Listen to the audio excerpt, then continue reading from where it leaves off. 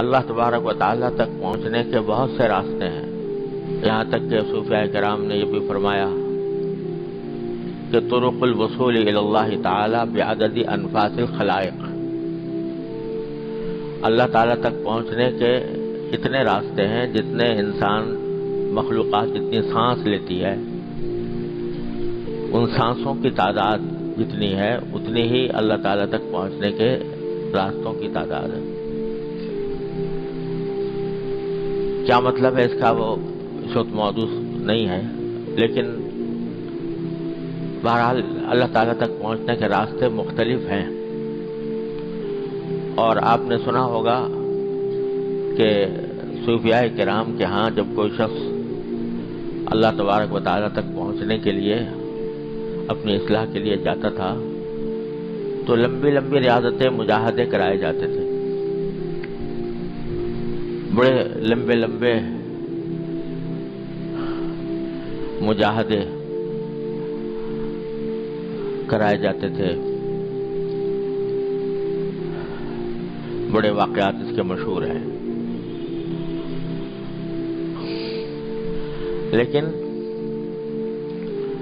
ہمارے حضرات بزرگوں نے یہ فرمایا،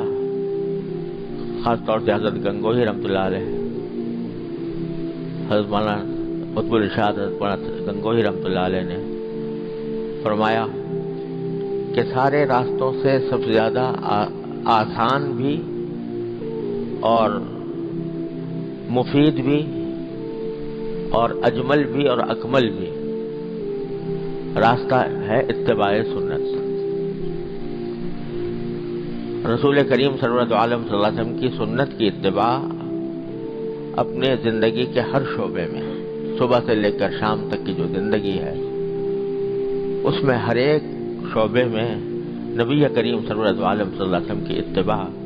یہ ایسا طریقہ ہے جو آسان بھی ہے اور سب سے زیادہ مفید بھی ہے۔ اور میں نے اپنے والد ماجد قدس اللہ تعالیٰ سرہ سے سنا،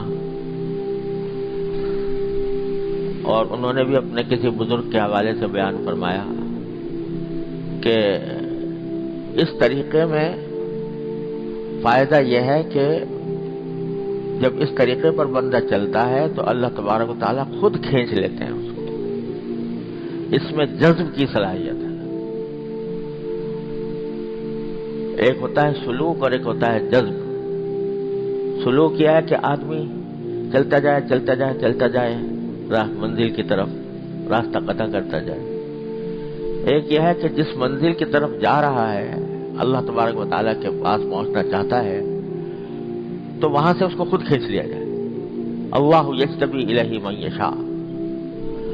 اللہ تبارک و تعالیٰ اپنی طرف کھینچ لیتے ہیں۔ اس میں جذب کی صفت ہے اتباع سنت میں۔ کیوں؟ اس لیے کہ حضور نبی کریم سرورت عالم صلی اللہ علیہ وسلم اللہ تبارک و تعالیٰ کے محبوب ہیں، اللہ تبارک و تعالیٰ کے محبوب ہیں، اور محبوب کی ادا،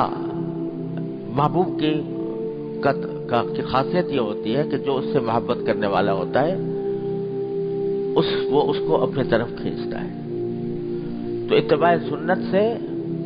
محبت پیدا ہوتی ہے۔ یحببکم اللہ، اللہ تبارک و تعالیٰ سے اگر محبت رکھتے ہو تو اتباع کرو نبی کریم صلی اللہ علیہ وسلم کی، تو یحببکم اللہ، اللہ تمہارے سے محبت کرے گا۔ تم کیا کرو گے محبت اللہ سے؟ اللہ تم سے محبت کرے گا۔ یحببکم اللہ، تو جب اللہ محبت کرے گا تو محبت کرے گا تو اپنے پاس نہیں بلائے گا۔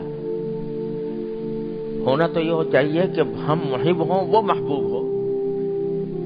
ہم محبت کرنے والے ہوں وہ محبوب ہو،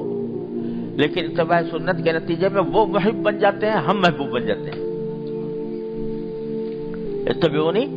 یحببکم اللہ، تو جب اتباع کر رہے ہوں گے تو اس وقت اللہ تبارک و تعالی محبت فرمائیں گے، تم محبوب بن جاؤ گے، اور محب جو ہوتا ہے وہ اپنے محبوب کو اپنے پاس کھینچتا ہے۔ لہذا اتباع سنت وہ راستہ ہے جس میں اللہ تبارک و تعالیٰ خود اپنی طرف کھینچ لیتے ہیں. اور سنت جس قسم کی بھی ہو، چھوٹی ہو بڑی ہو، دیکھنے میں معمولی معلوم ہو رہی ہو، لیکن جب بندہ نبی کریم سرورد عالم صلی اللہ علیہ وسلم کی سنت کی اتباع کی نیت سے وہ عمل کرتا ہے، چاہے وہ کتنا ہی چھوٹا نظر آ رہا ہو، تو یحببکم اللہ کا اثر ضرور متحقق ہوگا. میرے شیخ حضرت عارفی قدس اللہ تعالیٰ سرہ فرمایا کرتے تھے کہ جس وقت تم فرض کرو بیت الخلاء میں داخل ہو رہے ہو اور اللہم انی اعوذ بک من الخبث والخبائث جو سنت ہے وہ دعا پڑھ کر اور پھر بایاں پاؤں اندر پہلے رکھ رہے ہو، اس لیے کہ سنت یہ ہے کہ بایاں پاؤں پہلے رکھا جائے.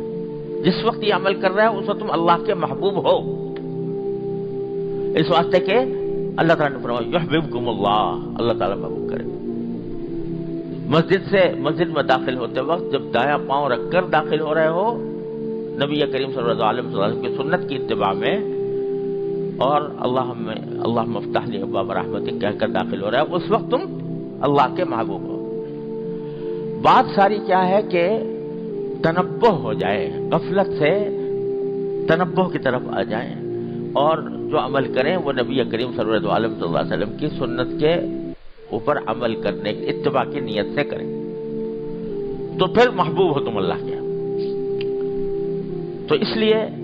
اتباع سنت سب سے زیادہ قریب ترین، سہل ترین، مفید ترین راستہ ہے اللہ تبارک و تعالیٰ تک پہنچنے کا.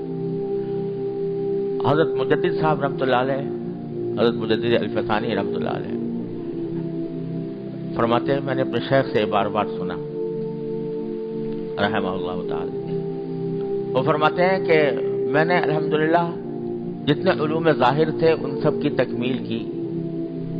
حدیث فقہ تفسیر، حدیث فقہ، عقائد، کلام، جو کچھ بھی علوم ظاہر تھے سب پڑھے، اللہ نے اس میں مجھے کمال تک پہنچایا. پھر میں نے علوم باطن کی سیر کی اور جتنے تصوف کے سلسلے تھے ان سب کو دیکھا اور پڑھا، ان سے گزرا، یہاں تک کہ ایسی جب مقام پر پہنچا کہ لوگ اس کے سامنے کہوں، کوئی کہے گا کہ یہ زندیق ہو گیا، کوئی کہے گا کہ یہ ملحد ہو گیا، لیکن واقعہ یہ ہے کہ میں اس مقامات تک پہنچا، یہاں تک کہ ایک مرحلے پر مجھے یہ فرمایا انہوں نے کہ خود مجھے نبی کریم سرورد عالم صلی اللہ علیہ وسلم نے خلعت پہنایا.